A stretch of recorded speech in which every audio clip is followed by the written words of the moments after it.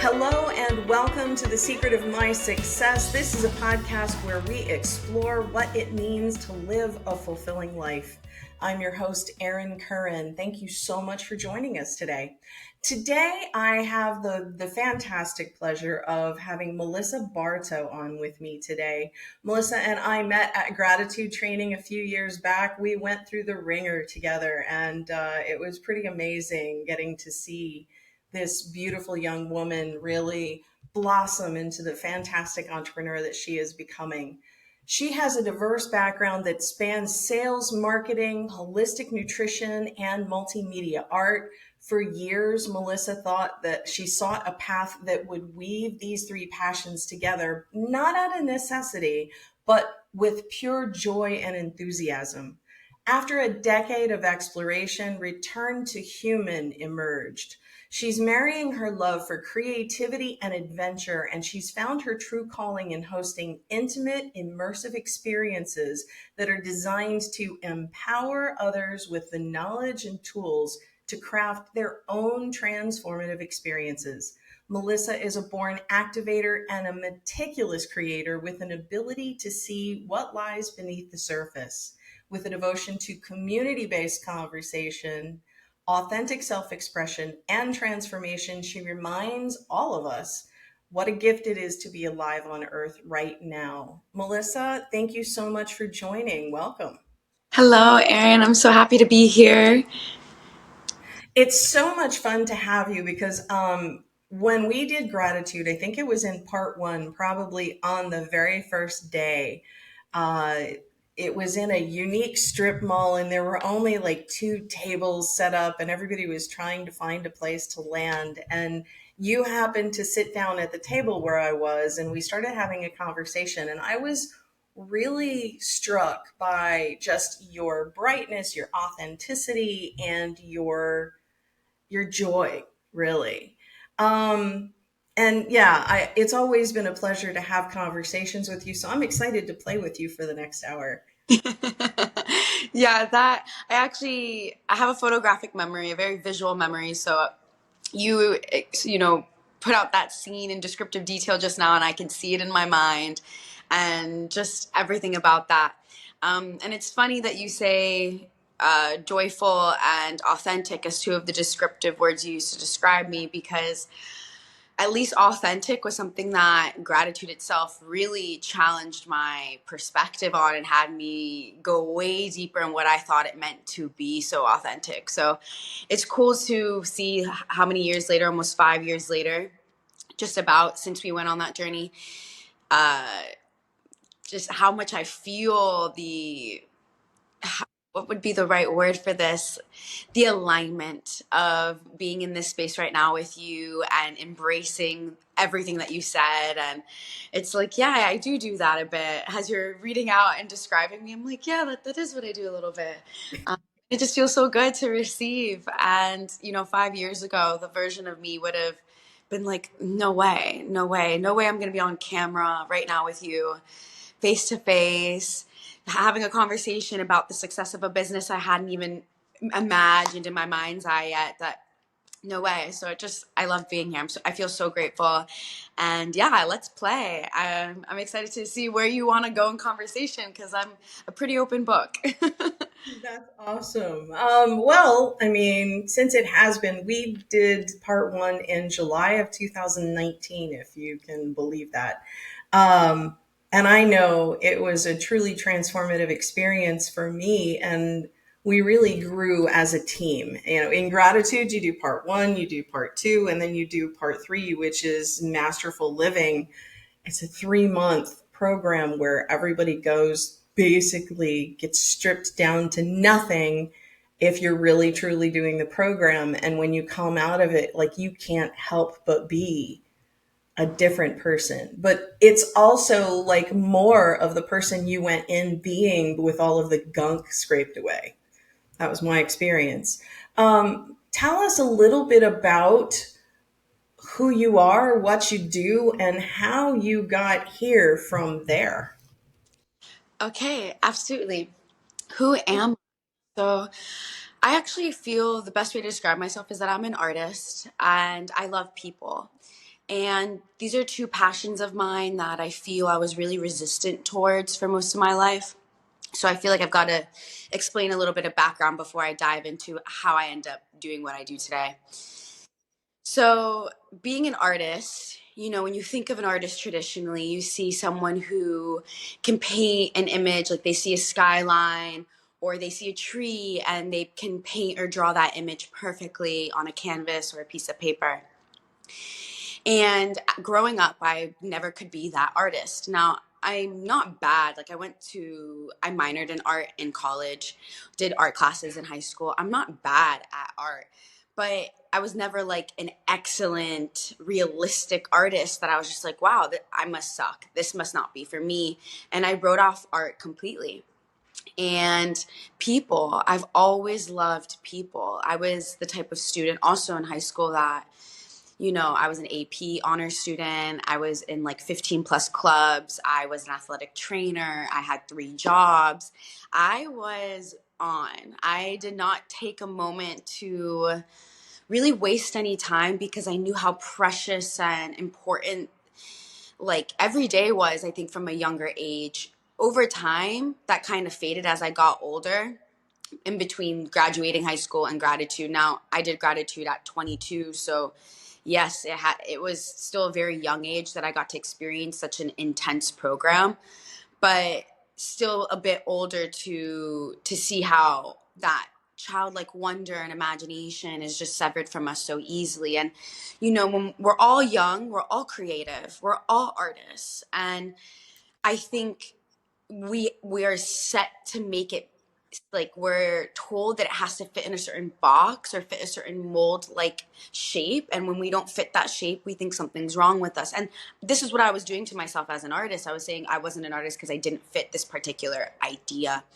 So going through high school, the one thing I really understood, going through college, having my young adult life, going through different jobs, up until the point that I got to gratitude, which is all of that took place in order for me to even get through those doors for part 1 and keep me there for part 2 and part 3, was because of people. It was because seeing like, wow, like I remember my coach, LJ, a man who in my mind still stands out as just like an excellent human being. And not to say that people are without error, that they don't make mistakes, but someone who spoke from such a place of passion and love and hope for humanity that I was like, I don't care what gratitude is. I just want to be around whatever this guy's around, because if this is how he sees the world, I could really use some of this. And that perspective shift, it really is what helped me embrace that. Like, yeah, I am an artist. Yeah, I am a creative person. Yeah, I love people. And you know what?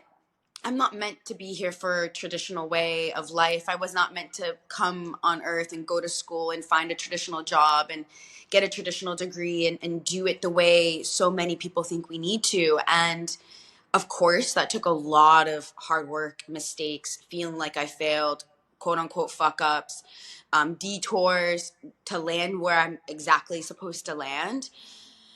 But I feel so grateful to be able to have this story, to have this narrative, to be like, yeah, you could be an extremely smart person and not do good in school, or do good in school. It doesn't matter, but that does not equate your success in this world. And being able to host immersive experiences now for people, primarily women, as life tends to always have me in the sector working with women, to remind them who they are, not because of the image that society portrays they need to play, but because who they are from their heart's core, who they are from their soul's expression, and, not feeling that they need to be quiet or play small. And gratitude for me, I think one of the biggest takeaways was I didn't not come to this earth to play small and to be in the backdrop of somebody else's life as an extra, and such as like a film or a movie. Like, no, like I'm here for that main character energy. And I feel like to really be a masterful creator of life, masterful living, there's a quote that I really love that it's like scarcity is when you live your life at random. Mastery is when you live your life by design. And I believe it is one of the DeSantis brothers that says this. I can't remember exactly which one. I think it's Michael DeSanti, but I'm not sure. And I love that because so many people think like, oh, fate, like if it's meant to happen, it's gonna happen. It's gonna be random. And I just say bullshit. If you want something to happen, it's gonna be because you laid the seeds, you put down the foundation, you did some sort of groundwork that gets you there. And I will tell you, 5 years ago when we met, if you would have been like, Mel, in 5 years, you're gonna have a brand. It's called Return to Human. You're gonna be hosting experiences. I would have been like, how? Like that probably would have sounded like a really great thing, but like, what? That I don't know. That's not what I do. And so I know I went into so much detail here, but I think it's important for people to realize like your job isn't just what you do. I think, it is who you are. It's part of the way you play in this world. It's part of your lifestyle, what you give your energy and time to every single day for the most part. I don't know a single person, any profession, that leaves their job at their job. I don't know a single person. Something bleeds into their home life or their relationships or something, and it's like so many people do things just for a check. Why not be able to say, like, actually, no, I do the work I do out of love. And that money, oh, it feels good. I love when it comes. I feel, it's a necessary part of everything that we put out and living in this world. But it's not the reason I get up out of my bed in the morning and say, thank God I live another day. It's not because I know I'm going to get paid today. It's because I know I can share my heart in a way that feels good. And, I was sold a narrative for so long, so long. So, like, any young people who might be listening to this podcast in school, or any parents who have kids that you like have a vision for them and you really want them to play this role in their lives, you want them to be successful, you want them to be stable financially. Please do not disregard their emotional or mental health, because at this age, during those years, I really wish someone had told me, feel your feelings, Mal. Feel your emotions. Don't go to drugs, alcohol, sex, boys. And I know it's like, okay, well, high schools are doing it. I mean, unless you're turning a blind eye, like, young kids are active, especially with social media. They have anything they want at their fingertips. And they're schemers these days. I thought I was a schemer. Kids can pretty much get away with so much more because, again, they're so much more accessible. And it's like, instead of having more kids grow up to be adults that are emotionally shut down and think they have to feed the machine, why not have more people lit up, feeling, expressed in themselves, feeling good in their bodies, who don't want to change their faces, change or augment their physical being because they were raised by people who are like, no, you don't need to. Like, you're so perfect, you're so loved, you're so cool, and whatever you want, it's needed. Like, I wish so many of my friends growing up, like, this isn't even just about me. It's like people that I was super close to in my space, seeing how they were affected by life because they didn't have that encouragement or that empowerment. And adults today, I'm about to be 27. Most of my friends are either late 20s, 30s, 40s, or older, 50s and 60s. Some of my really good friends in their late 50s, early 60s. This might sound a little interesting, but I appreciate a seasoned perspective or seasoned point of view on life. And I feel that the thing they struggle with most still as women is themselves and their bodies, especially the older generations, because of all this garbage we were fed, in the 90s and the early 2000s about what it means to be a feminine, what it means to be a woman. And so, yeah, that's how I ended up here. I don't even like to say I'm a retreat host or I throw immersive experiences, though I do work in production and a lot of people in my life know that's what I do. I just really like to say I'm an artist and I like to work with people because I don't want to say retreats will be the end all be all for me. Right now, that's what I do. And I tell people take advantage because this is what I'm pouring into. But I feel like there's another quote I really love. And I think I've said this before with somebody recently. And Stephen Fry is the one who reiterated it for somebody else. I can't remember the exact original person who says it, but it's like, we're not nouns, like we can say we're teachers, retreat hosts, producers, podcast hosts, uh, mentors, firefighters, police officers, lawyers, doctors. But in reality, what we're doing is podcasting, what we're doing is teaching, what we're doing is sharing, what we're doing is saving lives. We're doing things that are actually us in motion. They're actions, they're verbs. It's not just a noun. And I feel like I'd rather be a verb or an adjective than a noun in this life. And so I will explore as much of that as possible. Because, life is really short. And people think, oh, I have a long time to figure things out. And again, I am young, but my mom died last year, and that rocked me to my core. That really brought me down and was like, well, what's important? What's a priority? And I realized, my mom died at 54. I was like, well, if she got 54 years and I'm 26, that means I've lived about half my life. Yeah. So when people don't really see it that way, not to say I will die at that age, but no one says I won't. No one says I won't die younger. No one says, I'll get to live until 80. And I think that obsession with thinking we have all this time is what really keeps people from feeling fulfilled and on fire now. Like, who cares if your idea or what you're living as your dream only spans for a year? Okay, you'll have a new dream, but at least for that full year, you did that. You put your heart into it, and okay, it manifests, it grows, it expands, or maybe it, other case scenario, it breaks down, it obliterates, it just sets on fire. That was not it. Good for you, because now right? Like, what really works, and better, what doesn't. Right. And I tell so many of the people I work with, it's not a failure when you realize something didn't work. It's actually major success, because now you will not spend another 2 months, 6 years, decade of your life having to learn that lesson again and again and again until you figure it out. Very true. Very Yeah. true. Yeah. I know I went in, but No, that is exactly what this is about, because like you have given us so much to work with. Um, One of the things that I know when we talked about having you on the podcast, I was sharing with you a little bit about my process getting into the podcast. But it's like I bought a book 5 years ago called The Podcast Journal, 50 Days to Launch Your Podcast. This is the third time I went through that 50-day process. And the first two times I only made it to day 15 before I ran away screaming.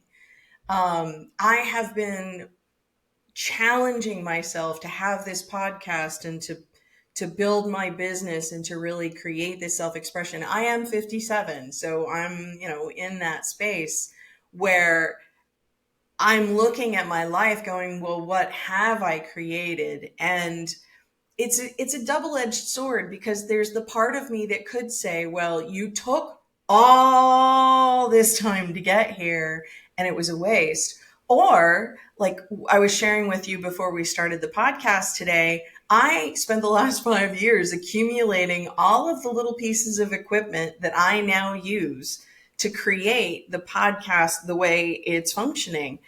If I had had to drop all that cash, like in the 2 weeks that I was trying to set this whole thing up, it would have been pretty expensive. So there's a benefit to collecting slowly over time. I didn't have any idea why I would need a ring light or a lighting kit or, any of these silly little things that I have. But when I was setting up the podcast in December, I'm going around the house and I'm going, wow, that's going to come in really handy. And this is going to be super useful.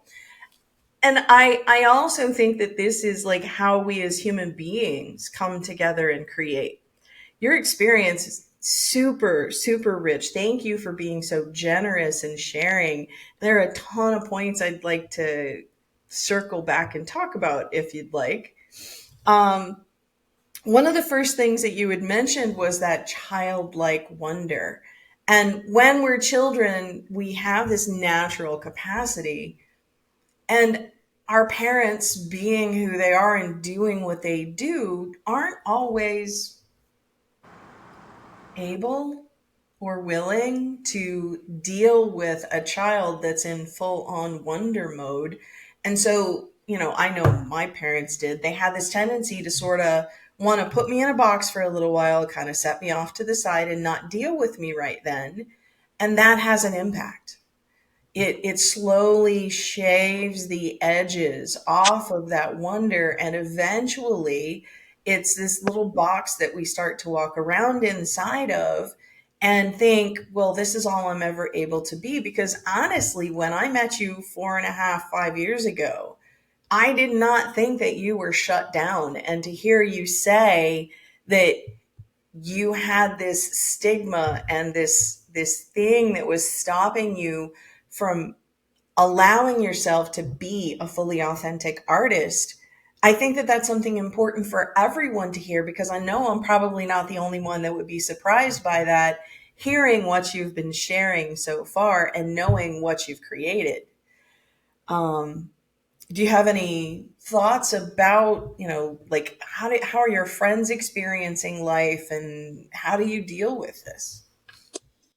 So I'll touch up first on, how did I feel and how did that change, especially about feeling like an inauthentic artist. I think the main thing I believe most people don't know about me, unless they're more in my inner circle, have had deeper conversations on this topic with me one to one, is that I really struggled with myself most of my life. And not necessarily like my personality or my character, but more like my body, my being.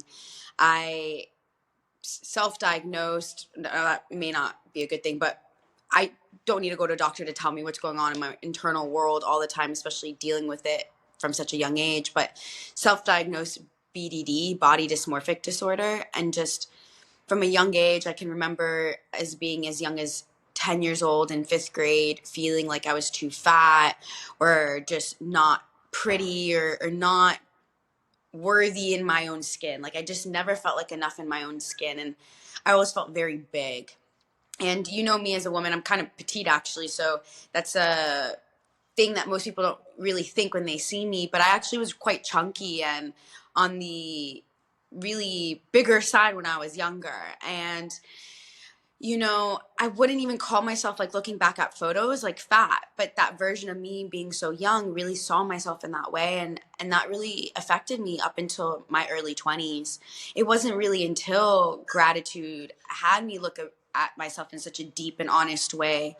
You know, before even being able to take a deep and honest look at myself, I had to really see first, well, what are the things that I'm avoiding? How can you look at things you don't even know you're avoiding if you've practiced so much of your life avoiding them, when have become so performative at those things really not existing? And I think that's a huge thing. Like, how many people are really performing that are not in that space of really feeling that way about themselves, but doing the best to come off that way because they want to. And I had a really deep conversation with a friend of mine yesterday that really also illuminated me even bringing that up, because I think 5 years ago I was really just doing my best to show that I loved myself to whatever degree, but inside I was still really struggling, and it was reflected in my choices on the outside, like my relationships, the way I was dedicating my time, how I wasn't really taking my words seriously, or not dedicating my energy to things that I knew were going to bring me the things I was asking for, even if it was hard, and challenging at first. And people think transformation's beautiful. I think we look at a butterfly and we think, wow, that's beautiful. But that butterfly was not beautiful going through that process of scum or whatever is in that cocoon of goo and muck. And it's ugly and it's messy. And, even during ML, that 3 month period, 4 month period, we're in that part going together. I don't know if you recall, because I did it really low key, but I was actually out of town for a month and a half, and I wasn't supposed to be gone for that long, but I had gone to Burning Man for the first time, and I had experienced all these things, and I was like, wow, this is Burning Man. Like, let's just talk about that for a second. Seeing humanity at that level, playing at that level, all different types of humans, and just hearing people's stories and everything. I was just like, and then seeing artistic expression, seeing creativity at a scale you don't see really anywhere else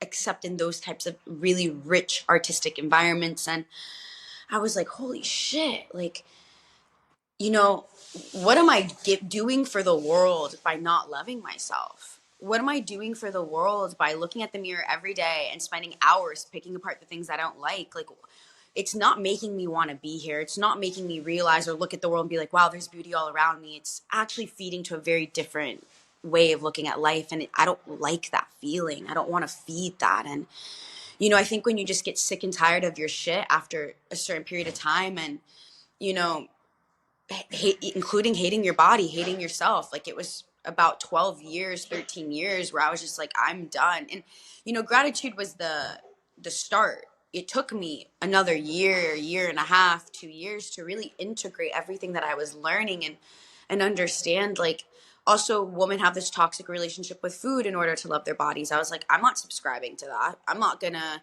not eat carbs or pasta or rice or not eat food that I love because I want to be thin. No, or be beautiful. No, there's got to be a way to do both, and to also live a life that if I ever have a daughter or other women are in my space younger, they don't see me making toxic choices because I want to be a certain type of person. And you know at a younger age, I've always been quite opinionated, but at a younger age, I think my opinions were boulders be- before my growth. Like I couldn't really allow myself to evolve because my opinion kept me weighted down. It's something I had to carry. And it's like, why am I carrying all these beliefs if they're not really supporting me? And I I will tell you, and this is why I dedicate so much of my time now to this work.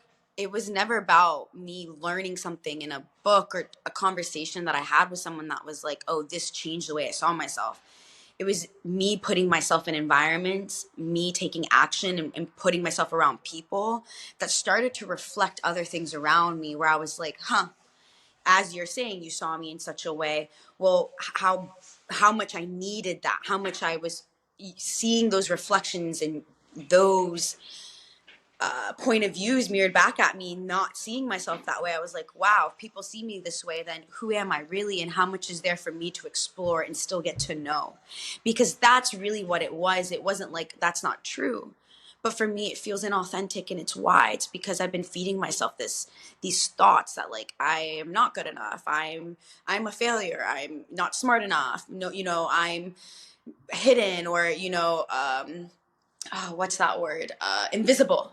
Like, certain things like that. And no, they were just all things I were creating because I was just so focused on those thoughts, those beliefs. And I believe in mindset work. I believe in manifestation. I believe in power of thought. Do I believe it's going to get you everywhere? No, I don't. Because if you get so caught up in just focusing on that and you're not willing to do the hard thing, you're going to stay in the exact same place. And I will tell you, Erin, and anybody watching this, I will be willing to do the hard thing. Like, if there's anybody in this world I'm going to bet on myself, it will be me, first and foremost, because that's how much I know if push came to shove, I'm going to make it happen. And that feeling of conviction within myself, it didn't matter what I wanted, what role I do. If I decide to become a lawyer tomorrow because I'm like, this is how I'm best going to serve my community, so be it. It's not really about what I'm doing or so much how I feel, and loving myself.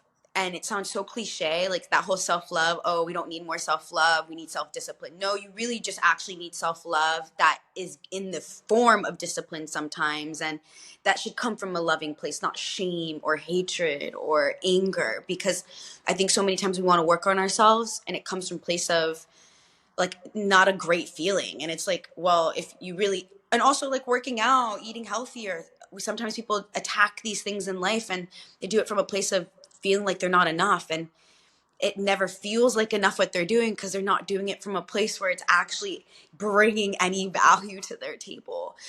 And yeah, that's, I will say, biggest game changer.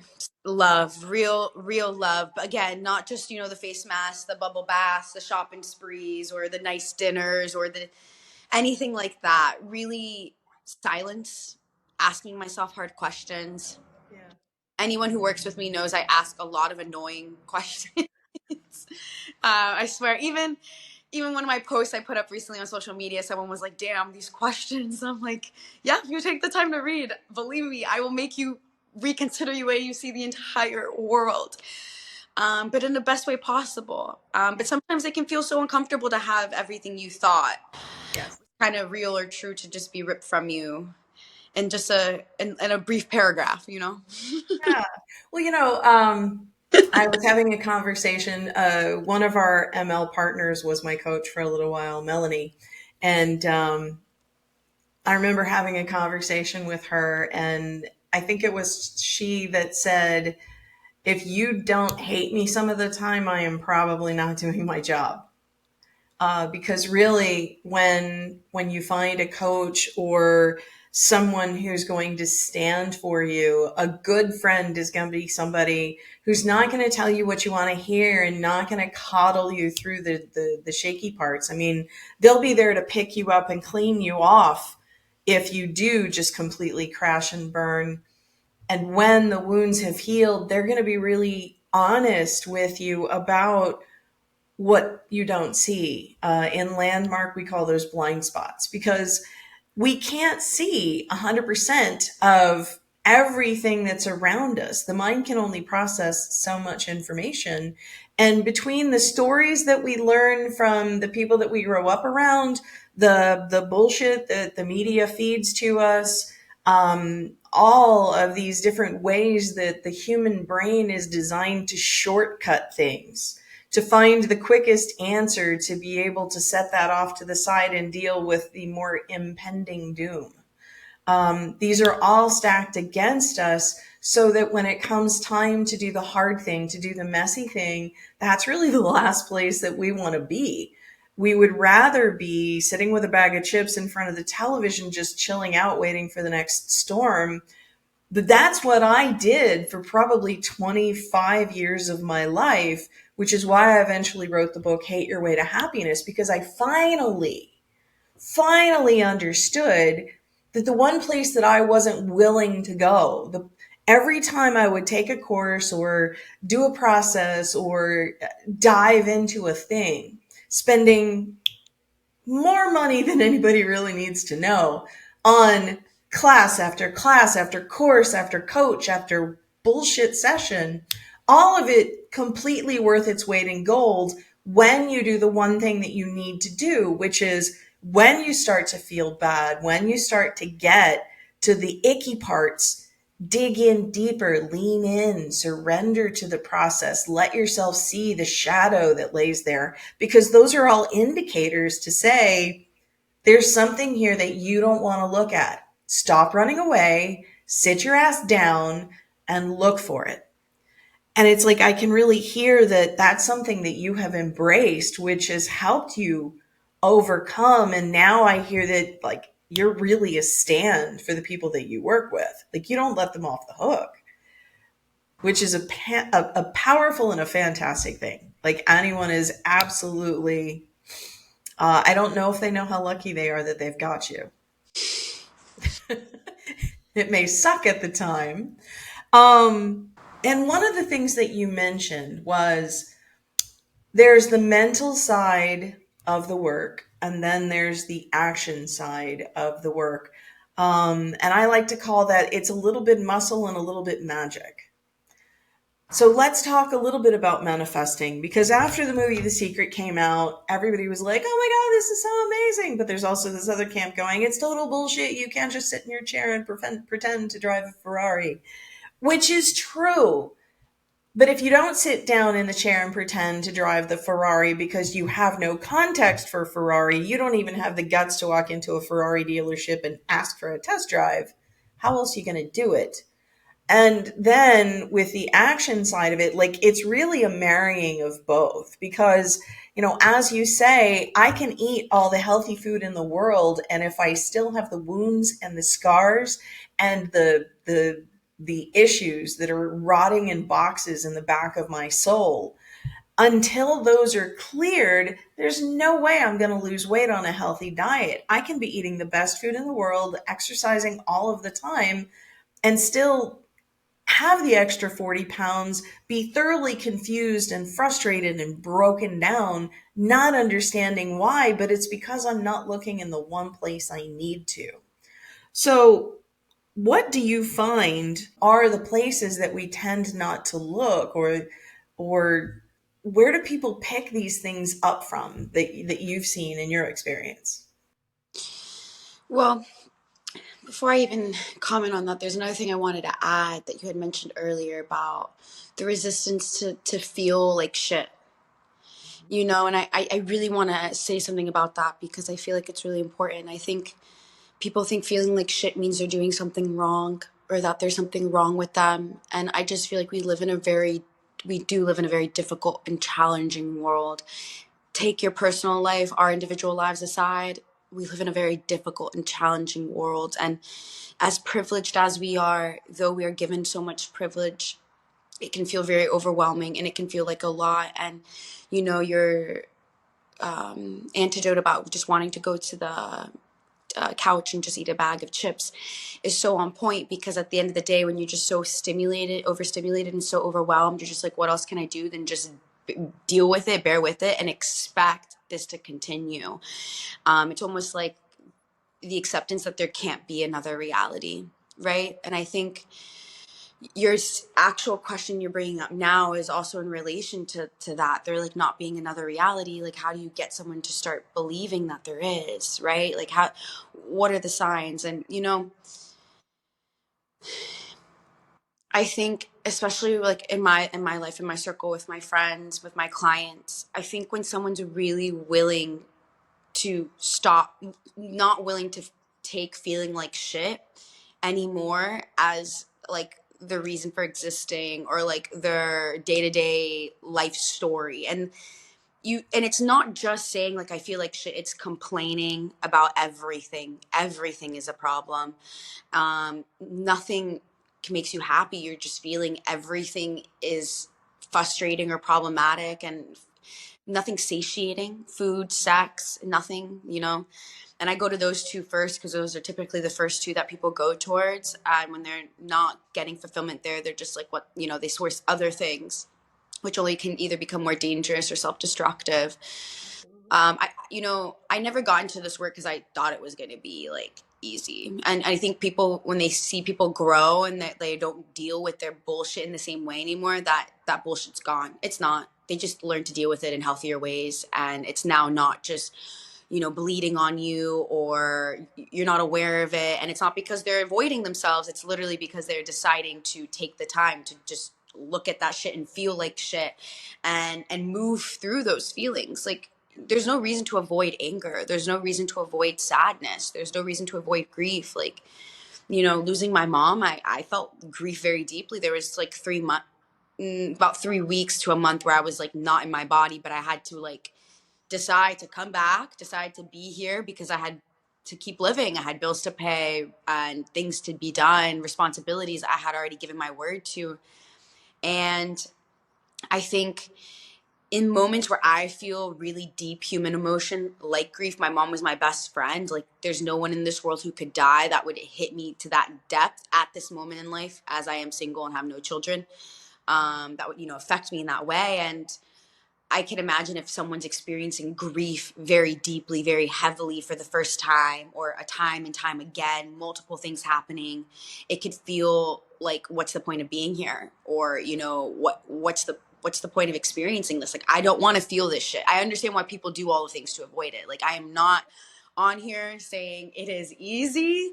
I think you have to be so courageous, and you have to be so willing to make a mistake. You actually have to be, you know what? I'm done trying to be perfect. I think perfection kills more than drugs or anything else, and that might be a really bold statement, but I find people drive themselves to endless exhaustion, unrealistic standards and expectations for themselves because they try to be perfect. And it's like, no one, whoever is telling you they're perfect, whoever is painting that picture, it is such a smoke and mirrors illusion that it's like, oh my God, please. And the fact that most young people take their lives over these things, people who commit suicide is 15 to 24 in the United States. That's where most people are dying. And it's like, damn, you're 15, 16 years old and you're deciding that Earth ain't for you. That hurts me so much because I'm like, yeah, there's school shooters coming up to these schools. Again, these are United States mostly problems that I'm speaking into, but very relevant to our lives that we do live here. I think that's an issue, but I think it's more problematic that more young people are taking their own lives, way more than school shooters are going up to these schools to take. And that's not to blame on anybody with a gun in a school. That's kids being failed by our world, by our society. And I don't want to put it on the parents. I don't want to put it on the teachers as individuals, because I think it's us as a whole and what we keep reinforcing and supporting with our money, with our ideas, with our beliefs, with our time. And you know, I think at some point, at least the people that come to me or in my space, they're at a point where they're just like tired of buying into that. They're tired of thinking like, yep, this is not it anymore. And then they're like, okay, Mel, whatever it is that you are gonna have me do, whatever it is you tell me to do, I'm gonna do it. I don't know what it is. By the way, if you're like, oh, she throws retreats that sound cool, yeah, they're cool. But if you got to put in work, the work you put in is what you get out. And I'm not going to, like, you're going to see me, myself, be brought to my own edge. And like the last experience I hosted in Colombia, people are like, wow, you were really going through it in that sweat lodge. I was like, yeah, like I'm human. Like I have limitations. I have doubts. I have fears, and they're there. I don't act because they're not there. I act because they're there, and I'm going to just do it anyways. And I think when people even see me in those moments where they're like, damn, like I just would never have guessed. And then they see me literally going through it, sweating my life out, crying, screaming, doing whatever I can to move through it. They're just like, damn, yeah, like that was just so real. Like you didn't do anything like magical or special. And I'm like, no, because there's no magic. There's no, in the sense where like, I'm not going to take out a potion bottle and give it to you and be like, here you go. This is Oh, what I you needed. know. Yeah, like that's what you needed the whole time. It was just something outside of you that's been waiting for you in this dark cave thing that you had to sweat all your body fluid out, and then we're gonna gift you this thing at the end. No, no, no, no, no. Like it, some people really want it to be though, and I think even you talking about putting all the money in courses and programs, like I tell people, come to the retreat, but it's not because I have an answer for you. I'm going to only ask you more questions that you have to dig deep to answer and really come to the conclusion is like, are you really looking for an answer? Or are you really trying to discover something that you've not yet seen? And does that require a knowing? I don't think it does. Does awareness require answers? I don't think it does. No, absolutely not. And that's actually one of the points that you made earlier when you were talking about the mental processing, the manifestation, the law of attraction sorts of energies. And you were talking how about how important action is. And I loved what you said because you were saying it in a way that it was like, well, different actions create different reflections. In Buddhism, one of the core tenets is that the environment is a reflection of the self. And that's always been, for the 24 years that I've been practicing, something that's been said to me. And based on how you said this, it clicked on a new level because it's not just like, oh, I'm getting this one static picture reflected back to me, and then all of a sudden magically it morphs into something else. The truth of the matter is, like, as I begin to turn, the reflection is turning with me. What I'm feeding in is what I'm beginning to get back. If I'm interested in that out there being different, it is always with me choosing some sort of a different action, some sort of a different perspective, some sort of a different point of view. One of the biggest reasons I personally believe that we are having trouble accessing that is because we are taught from the time that we are very young that it's you alone, you have to do it by yourself before you can prove that you are worthy of being included in the collective. And the truth of the matter is, the reason why we're social creatures is precisely because you're different at doing you do different things better than I do. I'm very analytical. I'm very structured, and I can see things and patterns and figure out a direction that things are going to go. And I also have access to a broader side, but I work harder to cultivate that.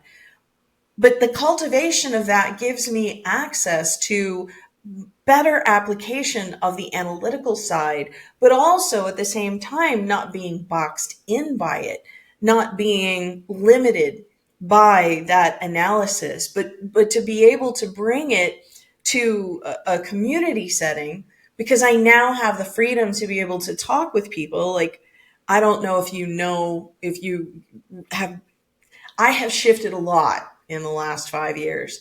And a lot of it is actually letting people see who I am, because I will make sure that I get across that finish line on my own, dying, breathing my very last breath. And if somebody asks me if I need help, I will always and forever say, no, no, no, I'm good.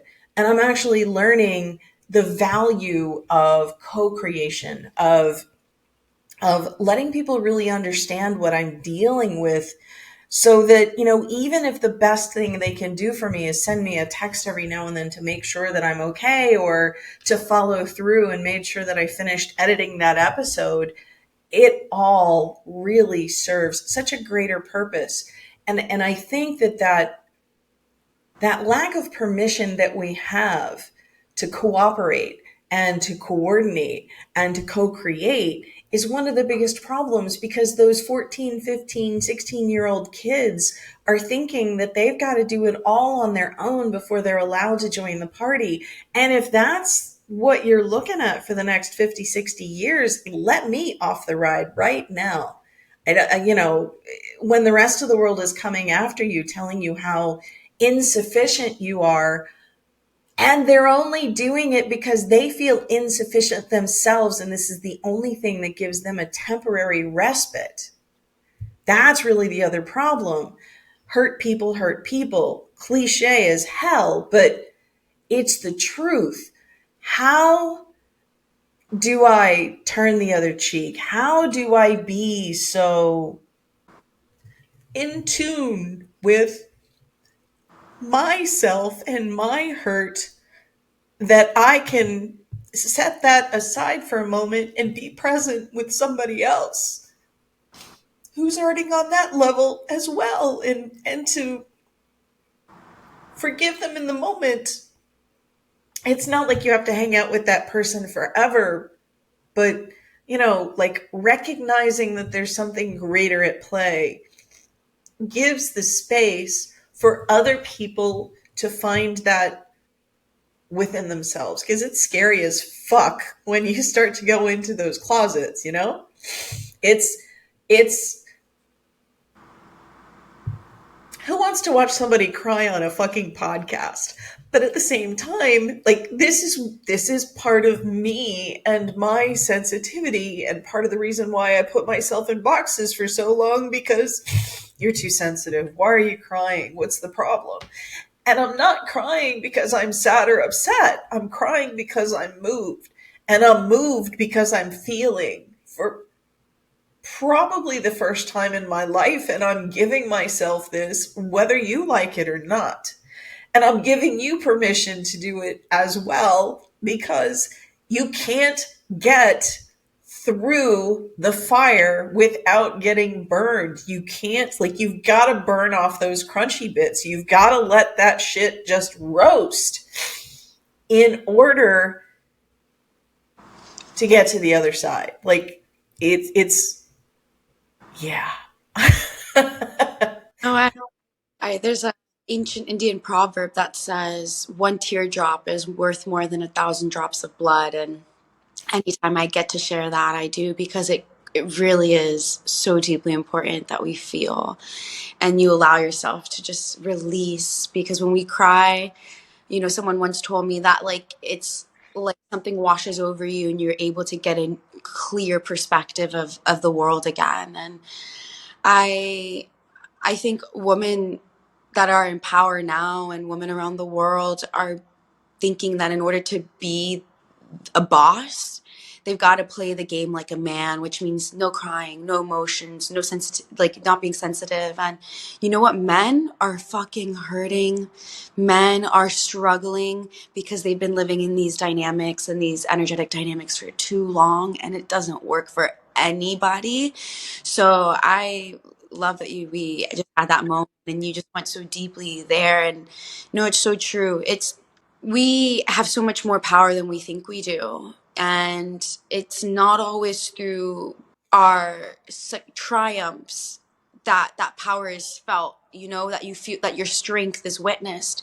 Sometimes it is bearing your emotions and being vulnerable that the strength is really truly illuminated, because it's not always the loud and the noisy that is what's right and what's really fierce. It's sometimes it's what's quiet and silent and just absolutely felt, because that presence is undeniably rich and profound, and a strong emotion like that. Like, I felt your emotion from here in places completely, and I felt that release. And I would just pray that you continue to release like that, and people watching this, if they haven't cried, they allow themselves to cry and just feel everything, because it is not a sign of weakness. Honestly, it's a sign that we're alive and that we're actually paying attention. If you're not paying attention, and that's another indication that I see when people are really closed off or numb, is that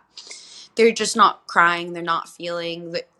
And that is what hurts me too, is just like, yeah, our emotions are scary, but they're part of why it makes us so human. And I want to also say something too, because you're talking about walking through the fire and burning off the crunchy bits. I also like to say that we're like, there's no crunchy bits to burn off. It's really all the armor, the fake bullshit that we're putting on ourselves that's really falling off. It's because we are indestructible to a degree. Like, there's this poet, her name's Ali Michelle. I really love her and her words. And she has this line in a poem that goes like, you that you only were broken down to see just truly what was indestructible to begin with. And I think in moments like these, when we're breaking down, those are the moments to really see, like, wow, actually, this is whole. This is still here. This is actually something I can hold on to, and realize that, okay, if I don't have anything else I thought I had, I have this, and it's something someone can't take away from me. It can't burn down, or the fire can't it away. That life force energy, that grit, that determination, that perseverance. I think we as an animal species have this beautiful gift of perseverance.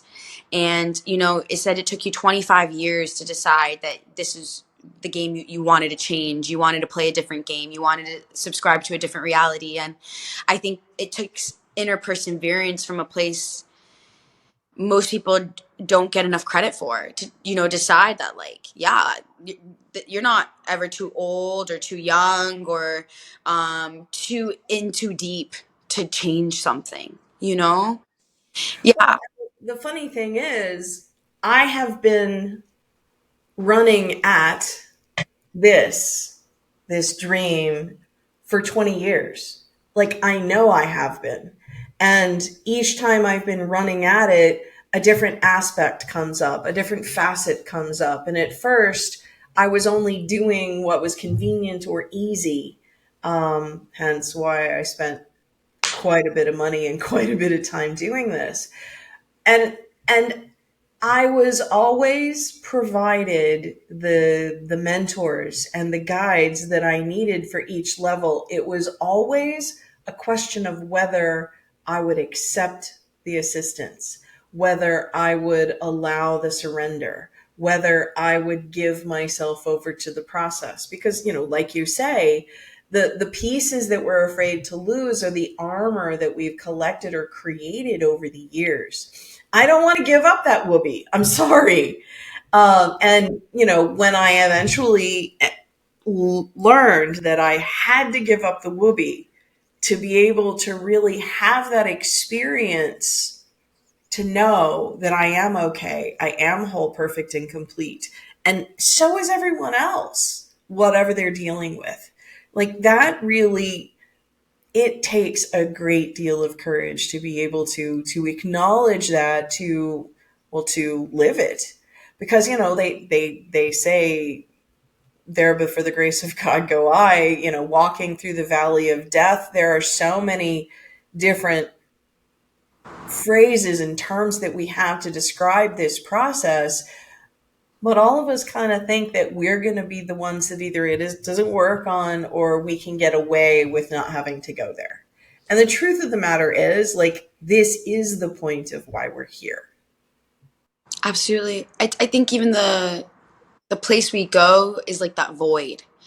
The void no one really wants to enter, because it's darkness, it's mysterious, like we don't know what lies there. We make up in our imagination all these things. It's really funny because we're talking about imagination, childlike wonder a little bit earlier. And we as adults, I work with mainly adults, actually do not like working with kids. Not because they're not precious little geniuses, messy and destructive, but precious little geniuses.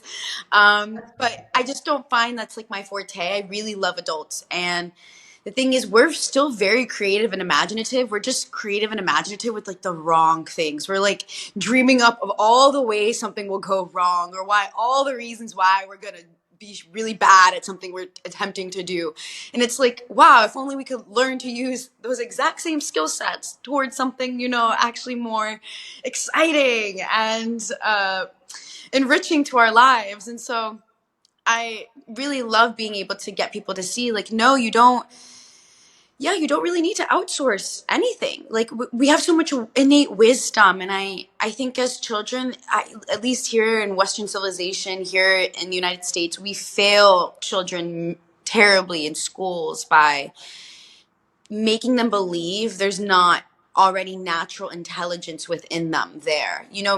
I went to school, like any other child. I was in pre-K by the age of 3.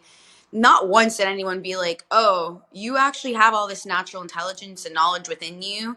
We're going to help you cultivate that, but we're also going to teach you all these other things we think you need to know to be, really well prepared for the world. It was never really like that. The second, absolutely, they're going to teach me things they think I need to know, but me being able to look at myself and be like, oh, well, I'm really good at doing that. Or, oh, that comes so natural to me. That must be something and not anybody else. Why is that? And instead of asking more inquisitive questions and going deeper into that, we are told to shut that down and just conform.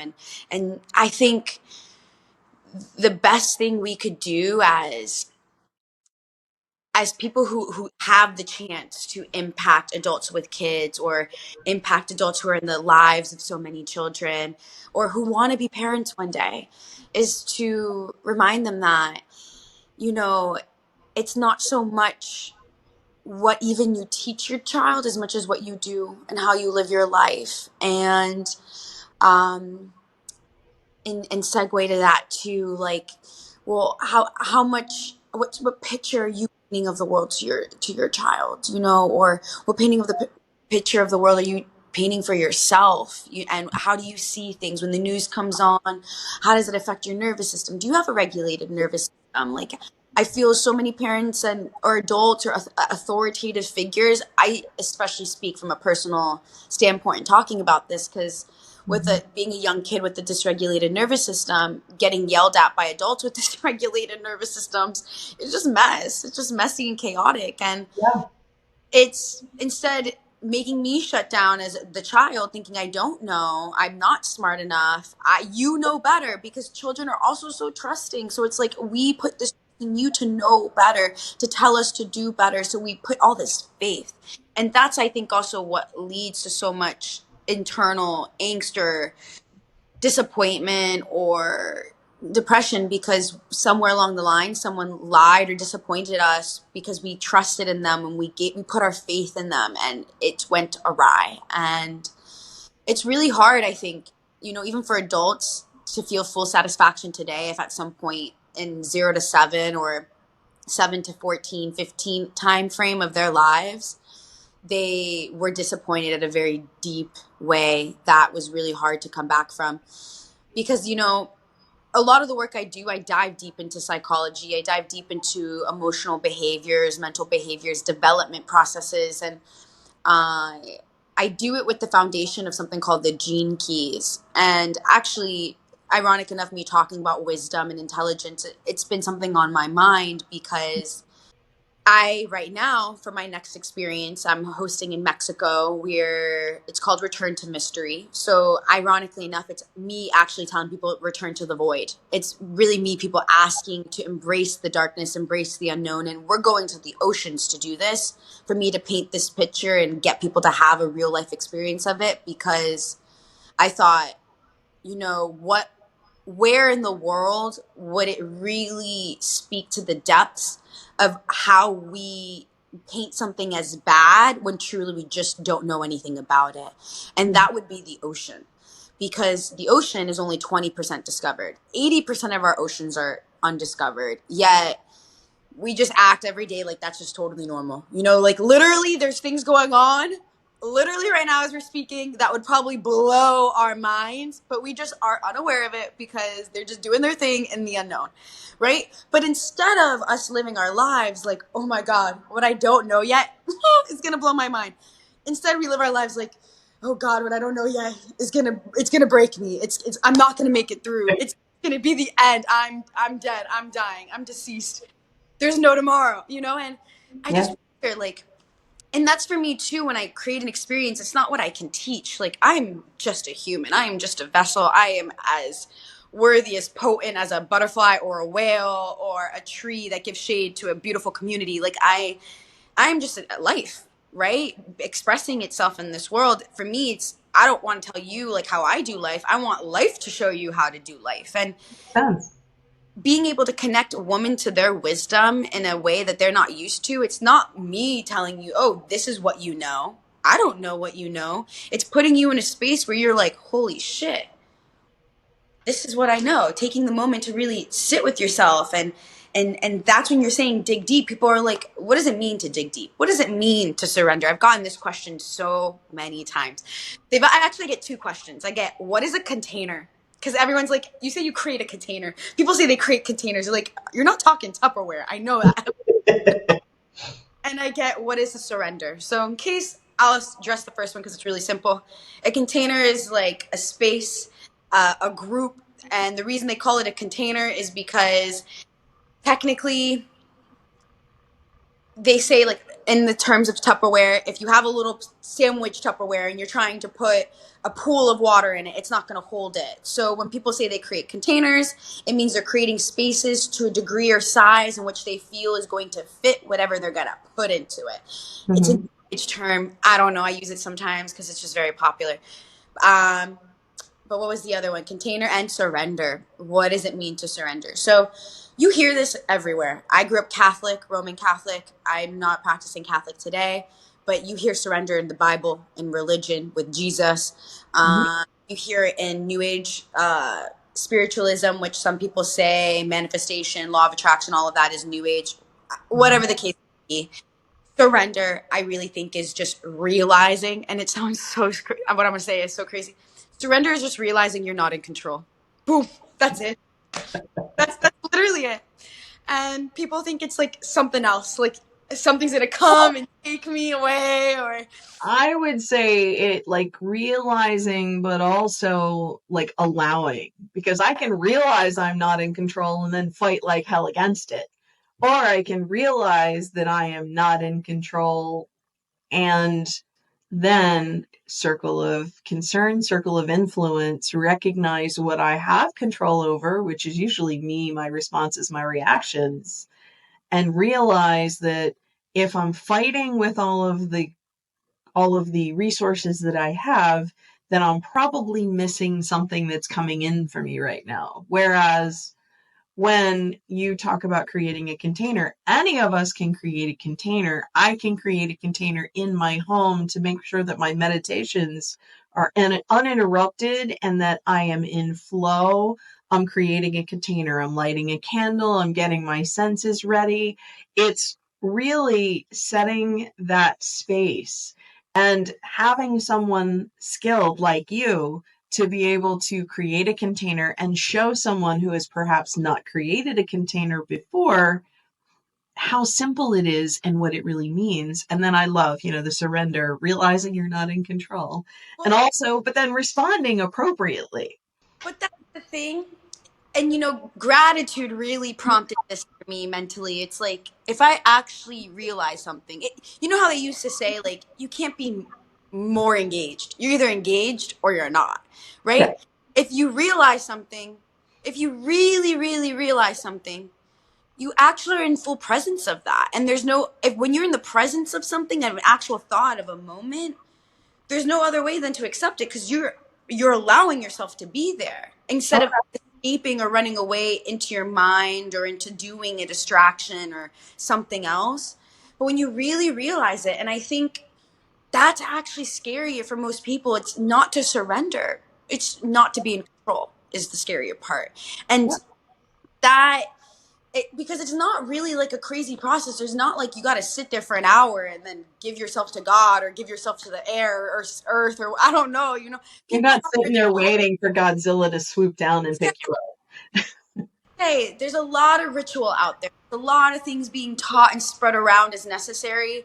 up. I'm a simple girl. I've tried things. For me, simplicity sticks, and it's like, okay, if what I have to do is like sit my ass down and like literally not do anything except read a book, or maybe I need to just clean, even though I don't need to clean, but I need to give myself the space to not do something that will allow myself to distract myself. Where like cleaning, like I just focus in on like a meditative type what is it called, moving meditation, Mhm. or like a run or a walk. Now for me, I'm not gonna lie, I'm out here saying I clean a lot. I do not clean like that. I'm not too messy, but I will say walking and running are my go-to's, especially walking.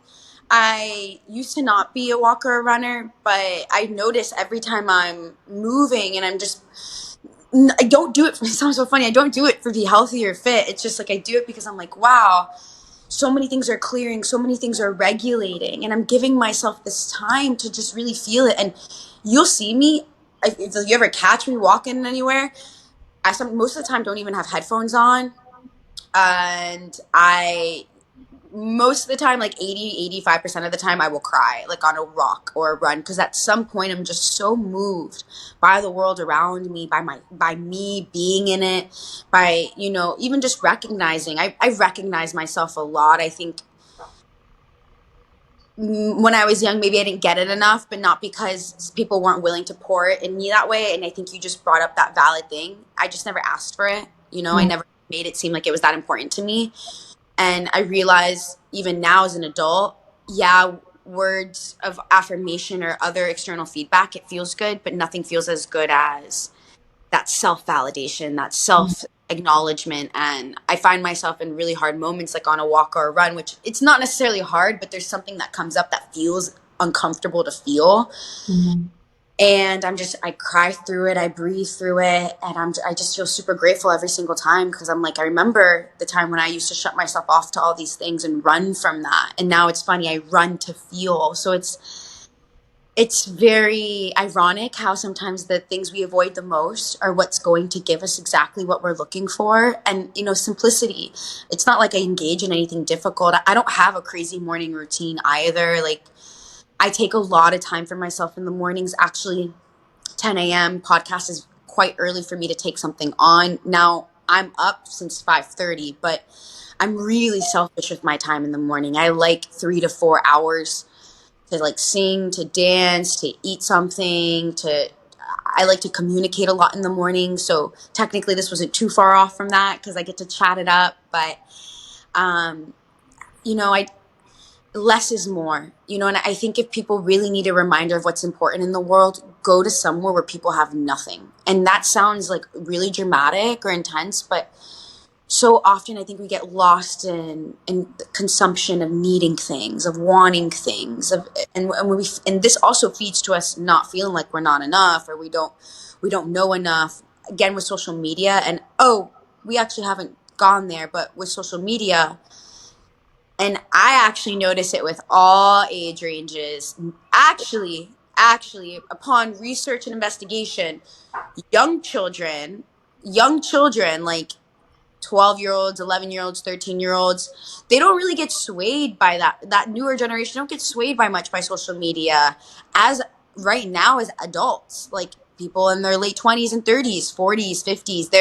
that is the age bracket right now that's really, really negatively affected by social media Yeah. because people feel like they're not doing enough, Yeah. or their lives aren't luxurious or glamorous enough.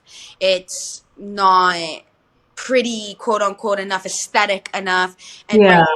right now it's changing. Actually, right now, because of these younger generations, they're bringing back real. They're bringing back average. Like, you don't have to really be anything too special. Like, I think we were really romanticizing and fetishizing, I don't know if that's the correct word to use here, but like Yeah. this glamorous lifestyle and everything kind of being so perfect. And I think that is fed by the perfectionist mindsets of so many people that, like, wow, of course that has to exist because they want to believe that perfection exists, right? So Right. that. That is, I mean, a rich, deep, fantastic topic. Because we're over an hour, I'm going to say that maybe we can put a pin in it and have another conversation, because that's a rabbit hole. And I think it's really powerful because it also feeds into what we're talking about. This is part of the grooming. This is part of the reinforcing. And yeah, there's definitely a shift going on that's taking place. And there's also a lot that happens. An earthquake is a shift, and certain things get damaged and destroyed. And then we have to figure out how to rebuild. So, wow. I could probably chat with you for another couple of hours about all of this stuff. And so basically, if you're open to it, we can do this again sometime, because it's been absolutely a blast chatting with you, Melissa. I love it. As you can see, I'm really grateful for the gift to share, and just, whoever's watching this, be able to maybe strike impact your day. I'm a very polarizing person, and to be able to have the opportunity to be in your home, to be in your phone as you watch this, and make you maybe see the world a little differently, maybe have a little more empathy, not just for others, but mainly yourself and how you navigate what we call life. Like, that makes me just so happy. It's not about having the answers, it's about just making things a little easier. That's how I feel. Well, and that's exactly the purpose of the podcast, and why I knew you would be a delicious fit. Because really, when we say we're exploring what it means to live a fulfilling life, most people just think fulfilling is what they see on social media, and then they see that they don't have that. And then, like, why bother? Like we were saying. So thank you for helping to open up people's minds just a little bit more. I can't wait to hear the feedback on what people got from this, and where they go from there. And I look forward to bringing you on sometime in the future. Sounds amazing. Yes, we covered so many topics. So please comment, tell Erin what you think. It means so much to her and myself, because yeah, I don't do this often. Well, I'm doing it every week now. So, all right, awesome. So thank you for joining us for another episode of The Secret of My Success, exploring what it means to live a fulfilling life. Thanks to Melissa. I am Erin Curran, and we look forward to seeing you next time.